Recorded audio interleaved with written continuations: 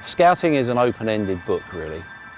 The thing that is attractive about working with scouts is that they're football's hidden tribe. No one knows who they are, but everyone thinks they know what they do.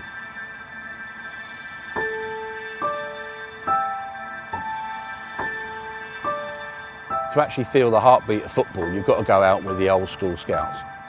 They're out there in all weathers, at all times. These guys go out and find that talent and confirm it. Most of them are what we call mileage men. They're the ones at 1 o'clock in the morning driving down the M1 with a pork pie in one hand and the wheel in the other. They pay 40p a mile and that's all they get. It's a lifestyle, it's not a career. I think football nowadays is a 24-hour job. If you're a football person, it's constant in your life. You don't want to miss out on that 17-year-old that's playing at Brentford or wherever. If you look after the world as a scout, you do not want to miss anything. How I got into it, I had a normal job, I had a small business. I had a friend live around the corner that played for Reading. As his friend, he said, "Do you want to come with me?" Knowing I was a football nut, I went, "Oh, fantastic, yeah, please." Which is how scouting has been really for most of my generation, if you want. Friend of a friend, people setting things up. There was no, of course, mobile phones in those days. Built it up from there, what we're talking 25 years ago. You just get mostly headhunted by somebody, you get your scout pass from your club and off you go. It is basically just get on with it industry. It's a really strange one. The more games you see, the better they become. There's no good scout that's only watched 10 games and knows what he's doing. I can promise you that.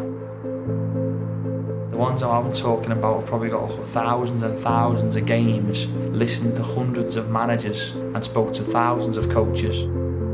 And their catalogue of knowledge has been broadened by the variety of people they've spoken to and the different types of games they've seen at different levels and at different age groups.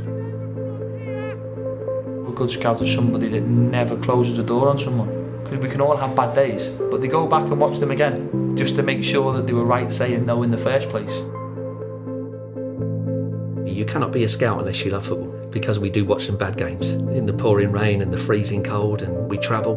It motivates me to still be in love with the game at my age.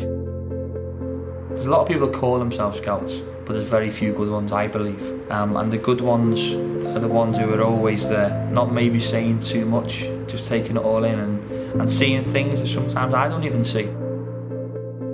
Coaches are coaches and they watch a game. Scouts are scouts and we watch players. And you'd be going home in the car together and they talk about the game and I say, I don't remember that. I can tell you from 1 to 22 something about every player, but they wouldn't. They feel it in their bones, and that is what really is attractive about those guys. They are football's last romantics. They're there at the birth of the dream.